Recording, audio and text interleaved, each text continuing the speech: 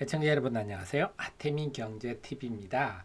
1월 16일 목요일 시장 전망해 보도록 하겠습니다. 네이버 카페에서 하태민 남다른 주식 투자의 길 들어오시면요.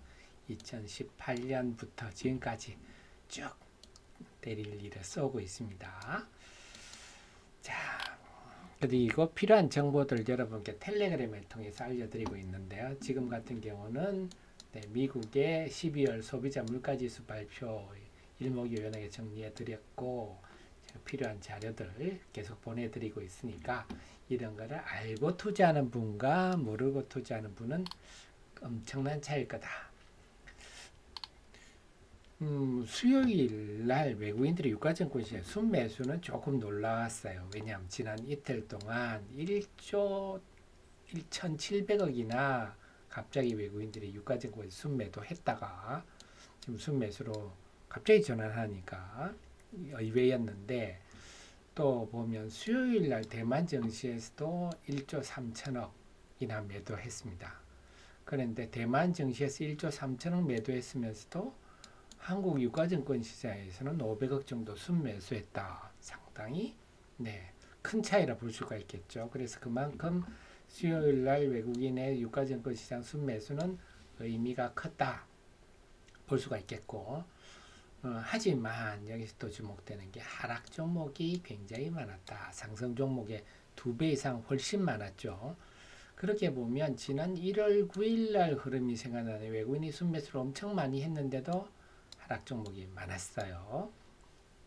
자, 그러니까 예를 들어서 1월 13일이다. 순매도를 많이 해서 하락 종목이 많으면 이해가 가는데, 순매수를 했는데 하락 종목이 많다. 이거는 상당히 이례적이다 볼 수 있겠죠. 그래서 이런 패턴들이 1월 8일, 1월 9일 이렇게 좀 나타나고 있는데, 그래서 외국인이 순매수로 돌아서자 하락 종목 수가 오히려 급증하는 이런 현상이 나타나고 있다. 그 다음에 코스피뿐만 아니라 코스닥도 마찬가지입니다. 코스닥도 1월 15일 날 하락 종목이 일방적으로 많았습니다. 그래서 물론 수요일에는 외국인이 코스닥에 1,700억이나 순매도 했으니까 지수도 빠지고 하락 종목이 많은 거 당연한 거 아닙니까? 이럴 수도 있는데, 지난 1월 9일에도 비슷한 현상이 벌어졌죠. 코스피나 코스닥이나 비슷한 현상. 그때 1월 8일, 1월 9일 때 제가 분석해 드렸죠. 하락 종목이 많다. 왜 이런 일이 벌어지느냐? 그래서 외국인이 유가증권 시장에서 좀 큰 폭 순매수를 하면 코스피가 상대적으로 지수를 보니까 15일에도 그렇죠. 코스피는 약보합에 끝났는데 코스닥은 0.9% 빠졌죠. 코스피가 상대적 강세를 보이고, 그 다음에 하락 종목 수가 많다. 이 말은 결국 상승 종목 수가 많다. 이런 건 재료주 장세, 종목 장세라는 얘기죠. 근데 하락 종목 수가 많다는 것은 종목 장세가 안 된다. 즉 대형주 중심의 장세가 전개된다. 그래서 소수의 대형주 위주의 장세가 전개된다. 그래서 이제 이걸 기억하셔야 되겠습니다. 지난 1월 8일, 9일에도 이런 흐름이 나타났는데 그게 지금 반복되고 있어요. 유가증권 시장에 외국인들이 큰폭 순매수, 좌우튼 순매수를 하면 코스피가 상대적으로 강하고 대형주 중심의 장세가 전개되더라. 그래서 우리가 그러면 당연히 전략이 개장 초반에 외국인이 유가증권 시장 순매수한다. 그러면 오늘은 유가증권 시장의 대형주 중심으로 봐야 되겠구나. 이렇게 할 수가 있죠. 그리고 초미의 관심사였습니다. 미국의 소비자 물가지수. 이게 이제 결국 금리 인하의 향방을 가르는 그런 요인 아니겠습니까? 근데 월가의 예상치와 같거나 혹은 하락하는 하향, 낮은 수치가 발표가 되었어요. 이 말은 특히 코어, 근원, 우리가 근원이라 그랬죠.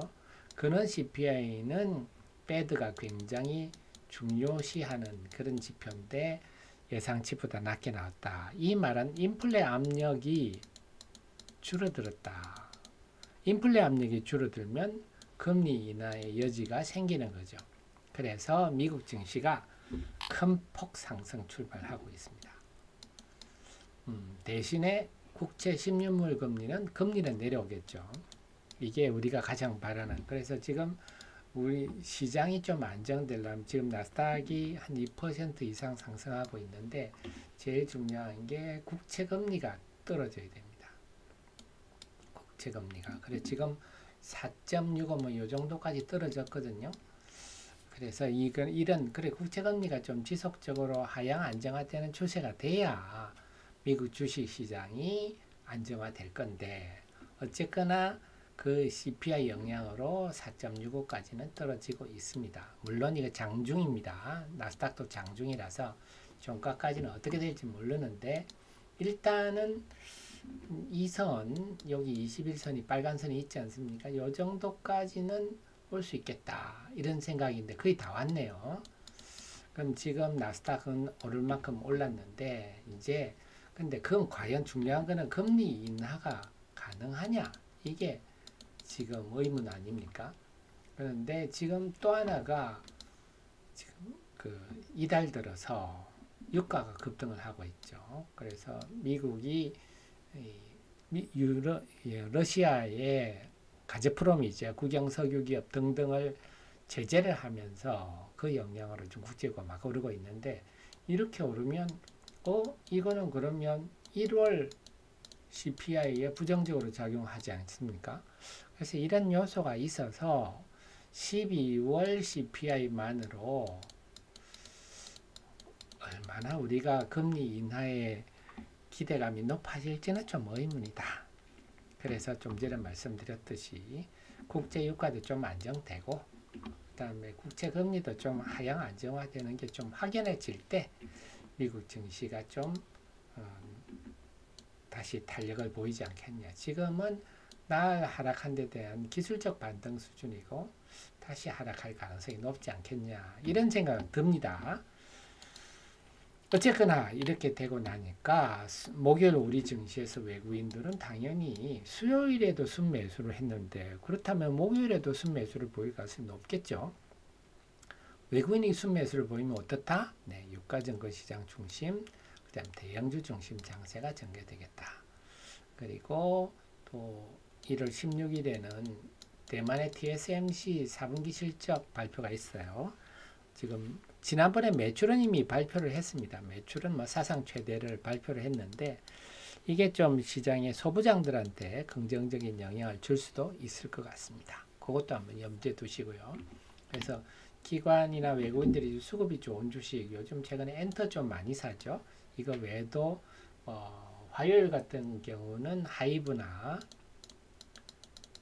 그 다음에 뭐 YG 이런 것도 제법 샀었죠. SM도 샀습니다. 그 다음에 금융지주 요즘 이거 외에도 메리츠 금융지주가 신고가를 냈죠. 그 다음에 조선군함. 조선은 사실 뭐 조선보다는 군함이 더 부각되는데 하나 오션이 연일 신고가를 내고 있습니다. 많은 하여튼 조선 관련주들 그 다음 자동차 자율주행이라든지 이쪽에 좀 하이브리드카 이런 종목들이 탄력을 보이는 것 같아요. 여기 없지만 세방전지 이런 종목 하이브리드카 관련주죠. 코리아 FT 그 다음에 그 외에도 뭐 이덕첨단소재, LX미컨 이런 개별 종목들 성격인데 결국 그렇다고 해서 우리가 꼭 유가증권 시장 대형주만 볼 일은 아닙니다. 이들이 지금 중심이 되고 그러면서 좀 확대되는 흐름을 염두에 두고 대응하는 게 좋겠다. 이렇게 말씀드릴 수가 있겠네요. 자, 그럼 이러니까 목요일 시장이 정리가 되셨죠. 그래서 제가 늘 조언드리지만 주식 투자는 혼자 하지 마시고 제가 참모를 두고 함께 하셔야 됩니다. 그래서 정의연 프로그램 가입하기 하셔가지고 요즘 제가 이 날카로울 때 저를 많이 좀 이용하시기 바랍니다. 늘 저의 최신의 정보를 함께 하시고요. 도움되셨으면 좋아요 누르시면 또 저의 좋은 기운이 여러분께 곧바로 전달되리라 생각입니다. 저는 그럼 금요일 증시전망으로 찾아뵙겠습니다. 고맙습니다.